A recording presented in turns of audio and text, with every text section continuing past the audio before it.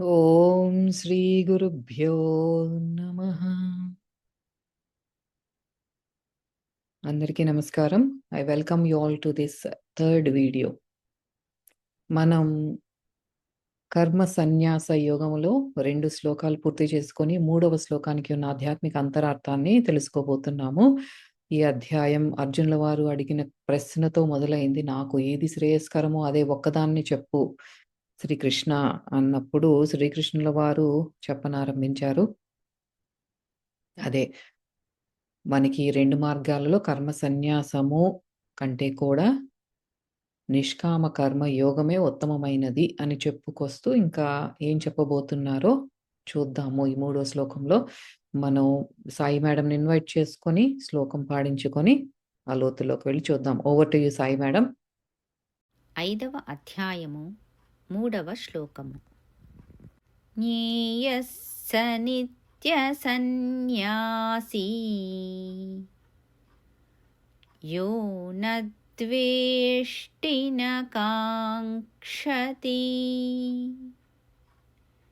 నిర్ద్వంద్వో హి మహాబాహో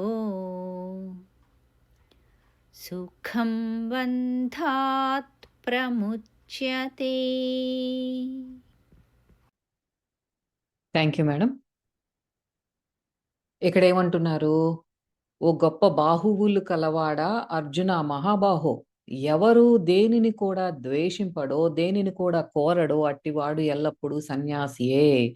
ఎందుకంటే ద్వంద్వాలు లేనివాడు సులభంగా సంసారం నుండి విముక్తుడు కాగలడు. ఇదంతా కూడా ఎందుకు వస్తున్నాయి అంటే రజోగుణ దోషముల వల్ల వస్తున్నాయి. అవి తొలగటానికి బుద్ధి యోగము అనేది ఆ సిద్ధి నీకు ఈ రావాలి. అది తప్ప మార్గాంతరము లేదు అనేది ఒక వివరణ. అది యోగపరంగా మనం తెలుసుకునేది. అయితే దీని లోతుల్లోకెళ్ళి పరమహంస యోగానంద గారు ఏం చెప్తున్నారో చూద్దాము. ఇక్కడ మనకి గురువుగారు దేహాత్మ భావన గురించి వివరించారు. అయితే మనకి ఒక విషయం పట్ల గాని, ఒక వ్యక్తి పట్ల గాని, ఒక పరిస్థితి పట్ల గాని మనకొక బాధ కలుగుతోంది, దుఃఖం కలుగుతోంది, లేతే సుఖం కలుగుతోంది, ఒక మంచి అనుభూతి కలుగుతోంది. ఇట్లా ఏదైతే ద్వంద్వాలు మనం ఫేస్ చేస్తున్నామో, లోపల ఫీల్ అవుతున్నామో, ఎందుకు అట్లా అనుభూతి చెందుతున్నాము అంటే because of our body attachment. ఎందుకిప్పుడు అర్జునుల వారంతా లోపల ఆందోళన చెందుతున్నాడు అంటే, ఆ ఇంటెన్స్ బాడీ అటాచ్‌మెంట్‌తో కూడుకున్నటువంటి అహంకార మమకారాలు. ఆ మమకారం అనేది బయటకొచ్చింది. అటాచ్‌మెంట్ అనేది బయటకొచ్చింది.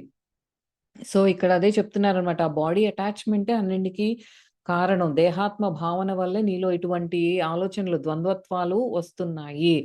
సాధకులు ఎవరైతే మనకి నిజంగా ఉన్నత చైతన్య స్థితికి, ఆ భగవంతుడి చైతన్యంతో అనుసంధానం అవ్వాలి అనుకునే వాళ్ళు, అంతకు ముందు కూడా చెప్పారు మనకొకసారి పరమహంస యోగానంద గారు. తితీక్ష ప్రాక్టీస్ చేయండి మీరు. ఆహ్, జస్ట్ ఓర్చుకోవటం తెలుసుకోండి ముందు. తితీక్ష ఉండాలి. మీకు వెంటనే రియాక్ట్ అయిపోవద్దు. వెంటనే సుఖం కోసం పరిగెత్తొద్దు. ఏదన్నా ఒకటి ఎక్స్‌పీరియన్స్ చేస్తున్నారంటే ఎక్స్‌పీరియన్స్ థట్. అది ప్రాక్టీస్ చేయండి. తితీక్ష ప్రాక్టీస్ చేయండి. ఆ ఓర్చుకోవటం, ఆ రెసిస్టెన్స్ ప్రాక్టీస్ చేయండి. అప్పుడే మనలో ఒకలాంటి ఆ లోపల స్ట్రెంగ్త్ పెరుగుతుంది. మెంటల్ స్ట్రెంగ్త్ పెరుగుతుంది. ఎప్పుడైతే మనం అట్లా ప్రాక్టీస్ చేస్తామో, ప్రతి దానికి మనకు వెంటనే ఏదో టాబ్లెట్ ఏసేయాలి, వెంటనే ఏదో ఒక ఇమ్మీడియేట్ కంఫర్ట్ కోసం చూసుకోవాలి అంటే మనం ఎప్పటికీ ఎదగలేం. ఈ భౌతిక జీవితంలో ఈ ఫిజికల్ వరల్డ్‌లోనూ ఎదగలేము. సోల్ పరంగా కూడా ఎదగలేము. మనకు ఎటువంటి మెచ్యూరిటీ రాదు అన్నమాట. ఆ ద్వంద్వత్వాలకు మీరు అతీతంగా వెళ్ళాలి. ఎప్పుడొస్తుంది అంటే వెన్ వి ప్రాక్టీస్ దట్ ఆ రెసిస్టెన్స్ ఎప్పుడైతే ప్రాక్టీస్ చేస్తామో మనం, అంటే భగవద్గీత మనల్ని మనం క్షోభ పెట్టుకోమని చెప్పట్లేదిక్కడ. ఇన్‌ఫాక్ట్ మనం యాక్చువల్‌గా బాడీని మన ఫైనల్ గోల్ రీచ్ అయ్యే వరకు కూడా చాలా జాగ్రత్తగా కాపాడుకోవాలి అని చెప్తోంది.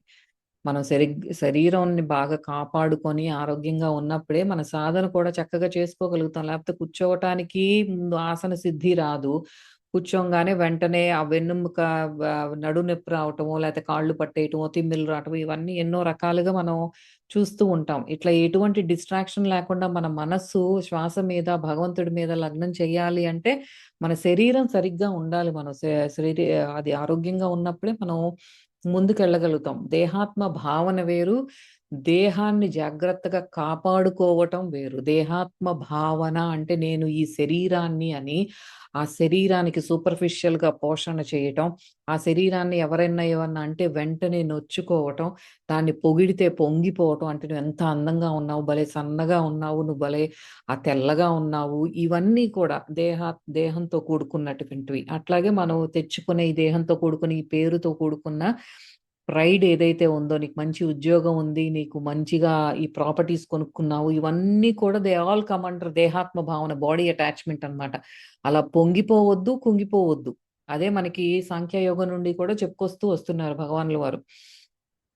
అయితే ఒక యోగి ఎప్పుడైతే తన శరీరం అనుభవించే ఈ సుఖం కానీ, దుఃఖం కానీ దేనితోనూ తను తాదాత్మ్యం చెందకుండా, తన అంతరంలో ఎటువంటి మార్పు లేని ఒక ప్రశాంత స్థితినైతే ఎప్పుడైతే అనుభూతి చెందుతున్నాడో, ఆ నిత్య సన్యాసి అన్నారు కదా మనకి. ఆహ్, జ్ఞేయస్సహ నిత్య సన్యాసి అని, అతను నిత్య సన్యాసి అన్నమాట. అంటే అన్ని వేళలా తను ఆ ప్రశాంత స్థితిని కోల్పోవట్లేదు. He is always in that equanimity స్టేట్‌లో, ఆనంద స్థితిలోని అది అనుభూతి చెందుతూనే ఉన్నాడు. ఆత్మతో ఐక్యమై ఉన్నాడు. ఆత్మతో తాదాత్మ్యం చెందినట్టి అటువంటి వాళ్ళని నిత్య సన్యాసి అంటున్నారు. ఇప్పుడు మన మనస్సు ఆత్మలో లయమైపోయింది. అదే గనక ఆ మనస్సు ఎళ్లి దేహంతో లయమైపోయినప్పుడు మనకి దేహాత్మ భావన వస్తోంది. అది ఎటువంటి ఉనికి దానంతా, ఆ మనస్సుకంటూ ఒక ఉనికి లేదు. అదెక్కడి నుండి వస్తోంది? దాని పవర్ అంతా కూడా ఆత్మ నుండే వచ్చేది. అదెప్పుడైతే భగవంతుడిలో లయమైపోయిందో, ఆత్మలో లయమైపోయిందో, ఇంక దానికంటూ ఒక ఉనికి ఉండదు. మొత్తం అంతా మనకి ఆత్మ కంట్రోల్‌లోకే శరీరం వచ్చేస్తుంది. ఇంక మనకి దేహాత్మ భావన అనేది ఉండదనమాట. నేనెలా ఉండాలి? బయట ఎలా డ్రెస్ అవ్వాలి? మంచి బ్రాండ్ నేమ్స్ ఏసుకోవాలా? ఇటువంటివేమి ఉండవు. అయన్నీ కూడా పడిపోతాయి. మన శరీరకి కావాల్సిన పోషణ, ధర్మంగా అయన్నీ చేసుకుంటూ వస్తాం. అయితే మనకి ఈ శరీరాన్ని కొంతమంది నెగ్లెక్ట్ చేసినంత మాత్రాన సన్యసించినట్లు అంటే అది మళ్ళీ అదొక అజ్ఞానం అన్నమాట. నేనేం పట్టించుకోను నా శరీరాన్ని అంటే, మనం జాగ్రత్తగా కాపాడుకోవాలి. జస్ట్ బికాజ్ శరీరాన్ని నెగ్లెక్ట్ చేసినంత మాత్రాన నువ్వు సన్యాసివైపోవు. నీ లోపల స్థితి ఎలా ఉంది? నువ్వు నిత్యం ఆనంద స్థితిలో ఉన్నావా లేదా అనేది, నువ్వు నిత్య సన్యాసి అన్న టైటిల్, ఆ పేరు ఏదైతే చెప్తున్నారో దానికి అర్హుడవుతావన్నమాట. నాట్ బయట బాహ్యంగా వదిలేయటం కాదు. యోగి అంటే పరమాత్మతో యోగత్వంలో ఉన్నవాడు యోగి. అది స్వయంగా అనుభూతి చెందినవాడు. ఆ యోగత్వాన్ని, భగవంతుడిని స్వయంగా అనుభూతి చెందినవాడు. ఈ ఈ అటువంటి వాడు, ఆ యోగి, నిత్య సన్యాసి, ఈ ప్రపంచంలో ఉన్న ద్వంద్వత్వాలన్నింటికి కూడా అతీతమైన వాడు. అది అంటే ఏకత్వ స్థితిలోకి వెళ్ళిపోయాడనమాట. అట్లా ప్రపంచ వ్యవహారాలు చేస్తూ అందులో ఇరుక్కోకుండా ఉన్నవాడు నిజమైన సన్యాసి అని ఈ శ్లోకం ద్వారా మనకి పరమాత్మ చెప్తున్నారు. దానికి పరమహంస యోగానంద గారి విశ్లేషణ ఇది. అయితే ఇది మనం ఇంకొంచెం లోతుల్లోకి అర్థం చేసుకునే ప్రయత్నం చేద్దాం. ఏంటి ఈ సన్యాసి? డెఫినిషన్ ఆఫ్ సన్యాసి ఏంటి అనేది ఇంకొంచెం చూద్దాము. అయితే మనం లైఫ్‌లో ఒక వ్యక్తులకి కానీ, లేకపోతే ఒక ప్లేస్‌కి అయ్యుండొచ్చు, పరిస్థితులు అయ్యుండొచ్చు, ఏదైనా. కొన్నిటికి అట్రాక్ట్ అవుతాము. కొన్నిటికేమో రిపల్స్ అవుతాం. అంటే రాగద్వేషాలు, ఆకర్షణ, వికర్షణ, ఇలా ద్వంద్వత్వాలనేవి ఉంటాయి. అటూ ఇటూ తోగకుండా మధ్యలో ఉన్నవాడే ఆనందానుభూతిని పొందగలడు. ఇటూ వెళ్ళట్లేదు, అటూ వెళ్ళట్లేదు. రాగము లేదు, ద్వేషము లేదు.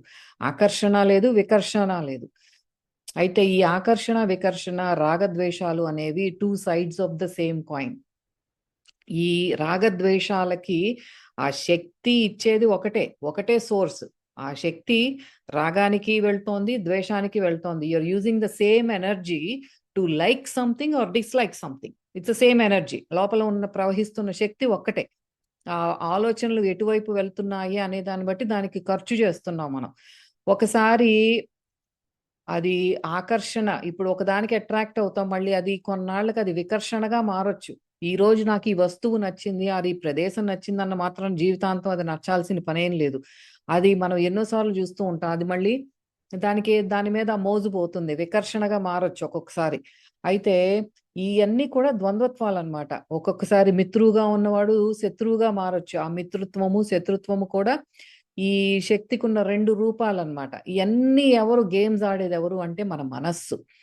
అయితే ఈ రాగము అనేది మనలో ఉన్న ఆకాంక్ష అయితే, ఆ ద్వేషము అనేది దాని పరిణామము. ఒకే ప్రక్రియకున్న 2 రూపాలు ఇయన్నీ కూడా it's 2 faces of the same process. మనం ఒక ఆకాంక్షతో మొదలవుతాము. మనకది నచ్చకపోతే దానికి వ్యతిరేకంగా జరిగితే దానికి ద్వేషంగా పరిణామం చెందుతుంది. సో, ద్వేషం అదొక పరిణామంగా కూడా మనం ఫేస్ చేస్తాం. మనం గమనించుకుంటే ఒక వ్యక్తి మనకేదైనా హెల్ప్ చేయలేకపోతే ఆ మిత్రుడే ఇప్పటి వరకు అనుకున్నవాడు అయ్యో నాకు టైంకి హెల్ప్ చేయలేదా అని వాడిని మనస్సులోనే తిట్టుకుంటూ ఒక శత్రువులాగా పరిగణిస్తాం. ఈ రాగము, ద్వేషము ఎక్కడి నుండి ఉన్నాయంటే ఆ మనస్సులోనే ఉన్నాయి. అయితే శ్రీకృష్ణ పరమాత్మ నిష్కామ కర్మయోగము ఈ డెఫినిషన్ ఏంటి అంటే రాగద్వేషాలకి అతీతుడవుతాడో అతడు నిష్కామ కర్మయోగి అవుతాడు అని చెప్తున్నారిక్కడ. ఈ ద్వంద్వత్వాలకు అతీతంగా నువ్వు వెళ్ళాలి. ఆ త్యాగి అనేవారు కూడా ద్వంద్వత్వంలో ఉన్నవాళ్లే. ఆ త్యాగం చేస్తున్నాము, నేను బాహ్యంగా ఇయన్నీ వదిలేస్తున్నాను, నా బట్టలు నేను పెద్దగా పట్టించుకోవటం లేదు, నా ఫుడ్ మార్చేశాను, అయన్నీ ఏదో త్యాగం చేస్తున్నానంటే అది కూడా ద్వంద్వత్వంలో ఉన్నారు. ఎప్పుడు వరకు అంటే నీ లోపల అంతఃచేతనంలో మార్పు వచ్చే వరకు కూడా ఈ ద్వంద్వత్వంలో ఉన్నట్లే. అదే స్వామి వివేకానంద ఒకసారి చెప్తారంట. ఒక వేశ్య దగ్గరికి ఆ అమ్మాయి ఆ మహిళని, ఆ వేశ్యని అంతకుముందు చూసినప్పుడు ఆయనలో ఒక వికర్షణ, ఒకలాంటి లోపల ఒక విపరీతమైన దట్ డిస్లైక్, ఆ వికర్షణ, రెపల్షన్ అనేది వచ్చేదంట. అట్లా ఒకసారి జరిగింది. ఆ తర్వాత ఆయనలో మార్పు ఆయనే నోటీస్ చేశారు. ఎప్పుడైతే ఆ వేశ్యని మరి ఇంకొకసారి చూసినప్పుడు ఆయనే చెప్పారంట, నాలో ఒక సన్యాసి జన్మించాడు ఈ రోజు అని. ఎందుకంటే ఆ రోజు ఆమెను చూసినప్పుడు ఆయనలో ఎటువంటి ఆలోచన లేదు, ఆకర్షణ లేదు, వికర్షణ లేదు. నాలో ఒక సన్యాసి జన్మించాడు ఈ రోజు అని ఆయనే అనుభూతి చెందారు. అది మనకి లోపలే వీ కెడ్ ఫీల్ దట్ అన్నమాట. ఎవరైనా సరే మనకి అంతకుముందు బాధ పెట్టిన వాళ్ళైనా మనల్ని చాలా ఫ్రెండ్లీగా ఉన్నా ఏదైనా సరే లోపల ఒక అనుభూతి, ఆ న్యూట్రల్ స్టేట్ లో ఉండగలుగుతాం. వాళ్ళు మనని అంతకుముందు వాళ్ళ వల్ల మనం ఎంతో నష్టపోయాము అన్న వాళ్ళని కూడా ఈ రోజు చూసినప్పుడు ఏమీ లేదు, ఎటువంటి అదొక అదొక స్వప్నంలాగా అది అట్లా వెళ్ళిపోయింది. అంతవరకే కానీ మన లోపల ఎటువంటి ఒక భావోద్వేగం రావట్లేదు. అది ఆ స్టేట్ లో ఉన్న వాళ్ళు నిత్య సన్యాసి.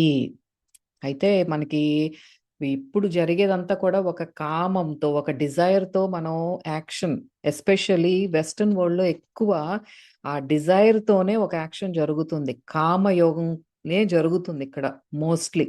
ఇక్కడ కృష్ణుడి నిష్కామ కర్మ యోగము, రాగము లేదు, ద్వేషము లేదు. అంటే ఈ వెస్టర్న్ వరల్డ్‌కి అది సూట్ అవ్వదన్నమాట. మోస్ట్‌లీ చేసే యాక్షన్స్ అన్నీ కూడా వెనకాల ఒక సకామంగానే జరుగుతాయి. మనం చేయవలసిన కర్మలు ఒక ఎంజాయ్ చేస్తూ, ఒక ఆట ఆడినట్టు, ఒక ప్లే లాగా. ఇప్పుడు కృష్ణుడు ఎలా అయితే ఆయన అన్నీ చేశారు. హీ సింగ్స్, హీ డాన్సెస్, వేణునాదం వాయించేవారు, గోపికలతో ఆటలాడుకునేవారు. యుద్ధానికి మధ్యలో ఉండి కూడా స్మైల్ చేయగలిగింది ఒక్క శ్రీకృష్ణ పరమాత్మే. కురుక్షేత్ర మహాసంగ్రామంలో ఆయన రథసారథిగా ఉండి అక్కడంతా నడిపిస్తూ కూడా, చూస్తూ ఉండి కూడా అంత రక్తపాతం మధ్యలో ఒక స్మైల్, ఆ చిరుమందహాసం ఎప్పుడు వదిలిపెట్టలేదు ఆయన. ఆ స్థితిలోకి అందరినీ ఉండమంటున్నారు. అంతా ఒక ఆట. This is all just a play అనుకునేవాడు అది ఏ కర్మ అయినా సరే ఎంజాయ్ చేయగలుగుతాడు. ఆ అన్‌మోటివేటెడ్ యాక్ట్, లోపల ఎటువంటి మోటివేషన్ లేదు, ఆ డిజైర్‌లెస్ యాక్షన్, అందులోనే ఆనందం ఉంది అని చెప్తున్నారు శ్రీకృష్ణ పరమాత్మ. అప్పుడు దానికి ఏంటంటే ఆ రిజల్ట్ మీద కూడా మనకు ఆకాంక్ష ఉండదు. ఎప్పుడైతే మనం ఆ ఫలాకాంక్ష యాడ్ చేస్తామో ఆనందం అనేది దూరమవుతుంది. అదే మనం గుర్తుపెట్టుకోవాల్సింది. ఈ అధ్యాయం అంతా కూడా మనకి రీఇన్ఫోర్స్ చేసేది ఏంటి అంటే నిష్కామ కర్మ యోగాన్ని మళ్ళీ రీఇన్ఫోర్స్ చేస్తున్నారు. ద ఇంపార్టెన్స్ ఆఫ్ నిష్కామ కర్మ యోగము, unmotivated and desireless action and result మీద ఆ ఫలాకాంక్ష, ఆకాంక్ష అనేది తీసేయాలి. మీరు హ్యాపీగా యాక్షన్‌లో ఇన్వాల్వ్ అవ్వండి అని రీఎన్ఫోర్స్ చేసేదే కర్మ సన్యాస యోగము. ఇక్కడ మనకి ఎప్పుడైతే ఆ రాగం వైపు వెళ్తున్న ఎనర్జీ, ద్వేషం వైపు వెళ్తున్న ఎనర్జీ ఏది లేదు. ఆ ఎనర్జీ అంతా కూడా మనం కన్జర్వ్ చేసుకుంటున్నాం. దేనికి మనం ఎనర్జీని వెచ్చించట్లేదు అన్నప్పుడు ఏమవుతోంది ఎనర్జీ అంటే అది పరమాత్మలో లయమైపోయి ఆనంద స్థితిలో ఆ కర్మని చేయగలుగుతాము. That is a very very very very important point. మనం ఆలోచనల ద్వారా, రాగద్వేషాల ద్వారా మనం మన ఎనర్జీని ఖర్చు చేయకుండా ఆ ఎనర్జీని మనం పరమాత్మలో లయం చేసుకుంటున్నాము. హ్యాపీగా బాత్రూమ్ సింగర్స్ లాగా అన్మోటివేటెడ్ యాక్షన్స్ అన్నమాట. మన బాత్రూంలో కూని రాగాలు తీసేటప్పుడు అందులో లయమైపోయి హ్యాపీగా పాటలు పాడుకుంటాం. ఎవరు చప్పట్లు కొడతారా, ఎవరు మనకన్నా అవార్డ్స్, రివార్డ్స్ ఇస్తారా, ఏం లేదు. అంత సునాయాసంగా, అంత హ్యాపీగా, అంత ఆనంద స్థితిలో ఎటువంటి మోటివేషన్ లేకుండా మన చేసే ప్రతి పని కూడా అలాగే జరగాలి. అదే మనకి శ్రీకృష్ణ పరమాత్మ 24 hours 7 days 365 days at all times ఆయన లైఫ్ అంతా కూడా మనకి ఒక రోల్ మోడల్ లాగా నిష్కామ కర్మ యోగము అంటే ఇది అని ఆయన చూపించారు. That is his life of Krishna. అయితే మనకి చిన్నపిల్లల్ని తిడతాం. వాళ్ళేదో ఆటలాడుకుంటూ ఉంటాయి. ఇప్పుడు అంటే "ఏరా నీకు పని పాట లేదా? ఎందుకు ఊరికే అట్లా గంతులేస్తావు" అని. అంటే అది కూడా మనం వాళ్ళకి చెప్తున్నాం అన్నమాట. ఏదైనా ఓ పనిలాగానే చెయ్యి అని. అది కాదు మనకు కావాల్సింది. ప్రతీదీ ఒక పట్టుబట్టి పనిలాగా చేయటంలా కాదు. ఆటలాగా చేయాలి. మనం ఆటని పనిలాగా అనుకోకూడదు. ప్రతి పని ఆటలాగా సునాయాసంగా అట్లా స్వాభావికంగా చక్కగా అట్లా చల్లటి గాలి వీచినట్లు అట్లా చేసుకుంటూ పోవటమే. కృష్ణుడినే గుర్తుపెట్టుకోవాలి మనం. He is the role model for us to live in this materialistic world. ఎట్లా ఉండాలి అనేది ఆయన జీవించి చూపించారు మనకి. ఆ కర్మ అనేది ఎప్పుడైతే మనం ఎక్కడి నుండి వస్తోంది అంటే ఆ ఎనర్జీ ఏదైతే మనం దేనికి వెచ్చించట్లేదో అందులో నుంచి ఉద్భవించేదే నిష్కామ కర్మ. ఆ కర్మ లోపల మనం కన్జ్యూమ్ చేసుకున్న ఊర్జలో నుంచి వచ్చేదే నిష్కామ కర్మము, ద అన్మోటివేటెడ్ యాక్షన్. అయితే ఈ ఎనర్జీ ఈ లోపల మనం ఇంకా లోతుల్లోకి తెలుసుకోవాల్సింది ఏమిటి అంటే వాటెవర్ మన లైఫ్ ఇప్పుడు మనం ఉన్నాము. అసలు ఉన్నదే నిష్కామ కర్మం. If we think about it, go deeper, మన లోపల జరుగుతున్నదంతా కూడా నిష్కామ కర్మమే. ఏంటి అది అంటే మన లోపల ఒక శక్తి ప్రవహిస్తోంది. మన బ్రెయిన్ పనిచేస్తోంది. మన హార్ట్ పనిచేస్తోంది. మన బ్రీదింగ్ అనేది ఆటోమేటిక్‌గా జరుగుతోంది. అది జాగృతావస్థలో కానీ, నిద్రావస్థలో, సుషుప్తిలో, మనం పడుకున్న గాఢ నిద్రలో ఏటి కర్మ అది జరుగుతూనే ఉంది. అవేమి ఎక్స్‌పెక్ట్ చేయట్లేదు. అది స్వాభావికంగా, సహజ సిద్ధంగా లోపల ఒక నిష్కామ కర్మ జరుగుతోంది. ప్రకృతిలో ఉన్న ప్రతీదీ నిష్కామ కర్మ జరుగుతూనే ఉంది. దానికి ఫలితం మీద ఎటువంటి ఆసక్తి లేదు. ఆ కర్మ జరుగుతూనే ఉంది. అసలు ఉన్నదే నిష్కామ కర్మ. మన లోపల నిత్యం ప్రవహిస్తున్న ఆ జీవధార ఏదైతే ఉందో, ఆ జీవశక్తి ధార, అది శాశ్వత ధార, అది ఒక సత్య స్వరూపం మన లోపల ప్రవహించేది. అది నిష్కామ కర్మ యొక్క ప్రతిరూపమే మనం. మన లోపల జరుగుతున్నదంతా నిష్కామ కర్మమే.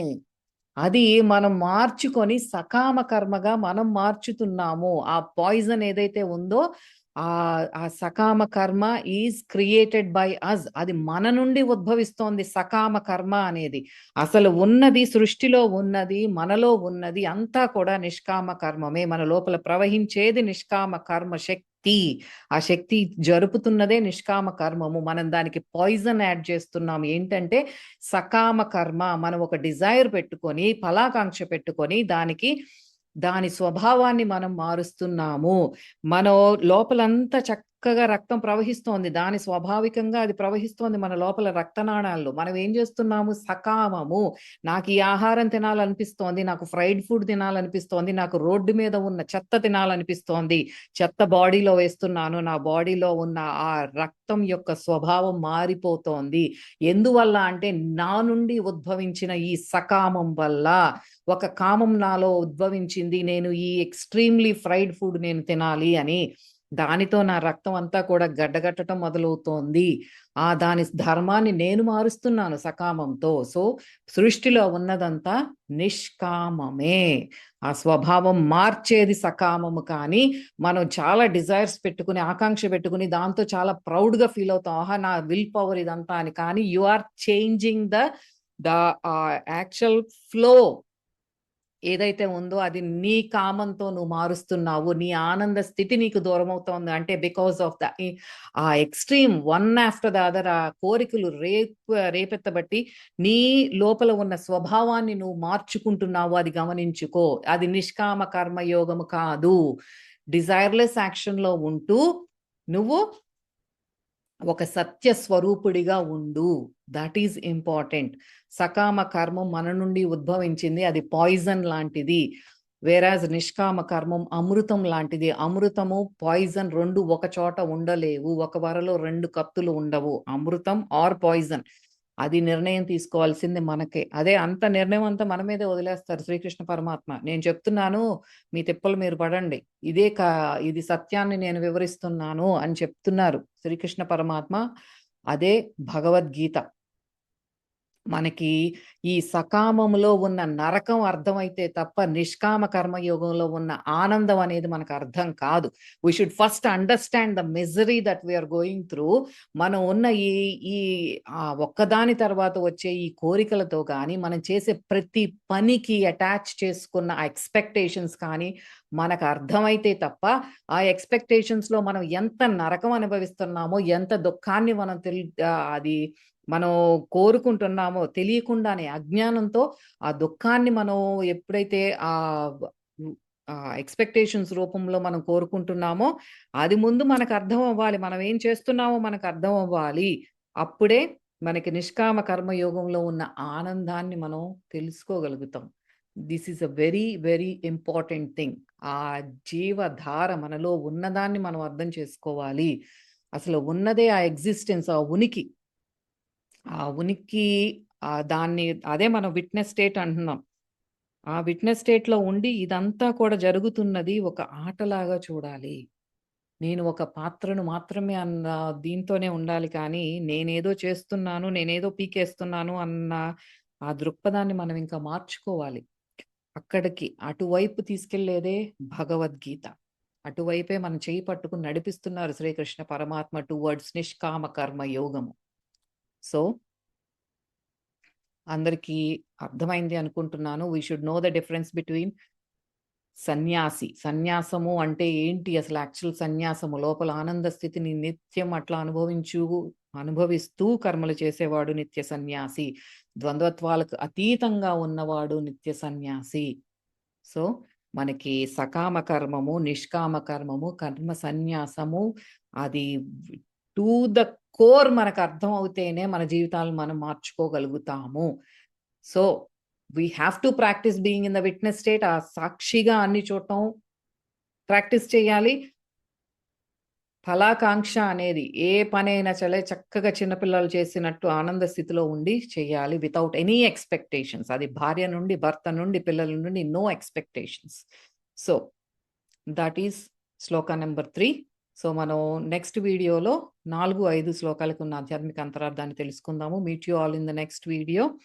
శ్రీకృష్ణార్పణమస్తు.